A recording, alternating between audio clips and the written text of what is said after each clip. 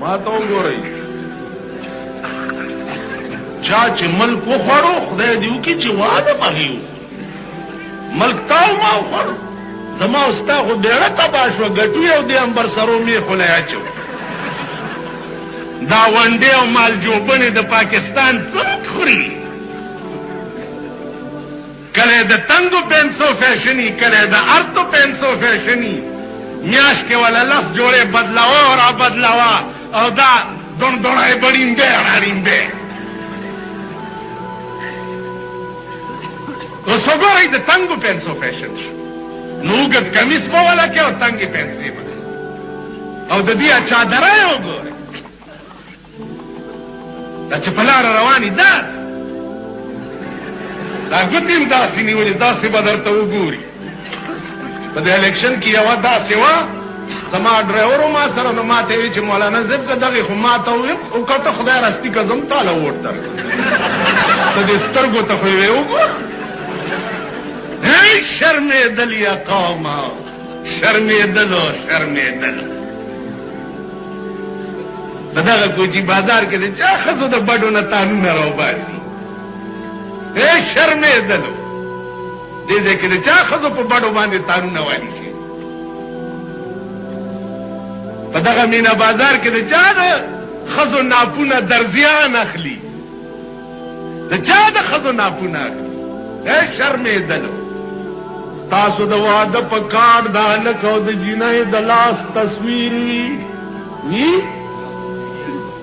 د جینۍ لاس کې ناخن پالش لګېدلی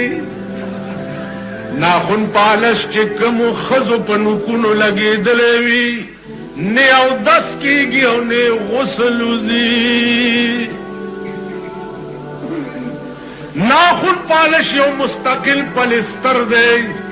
اودس کې چې نوک اوچ پاتې شي اودس نه کېږي غسل کې چې نوکان اوچ پاتې شي غسل نه وځي رحمت بدر باندې څنګه ورېږي چې ټولې ښځې په بیا غسل کې ګرځي هلکه نوکونه سره کولو کې څه چل دی یعنې زه شیشکه یم د خلکو نوکونه یې دومره دومره اوږده کړي دومره دومره اوږده نوکونه د ښځو سړیتوب زده کوي مړي مونږ تباه ژوندي مونږ تباه ودونه مم تبا مړی مم تبا زندگی مو ټوله تبا ودونو له خلک راوغواړئ کاډونه دي صاحب غوبل ډونګي دي او کړنګ کړنګ دي چې هلکه ولې خدای دې کور وران کې پلاني واده له تلي چې څه بلای پکې اچولې وه چې 10,000 خلک راغلي 10,000 خیرې درته کوي نو سر دې د چرګانو چټوشه کار دې څه دی چې دا خلک راغواړي خو چا غریب باندې دا پیسې تقسیم کا کنه کار دې څه دی چا خوار غریب نه ور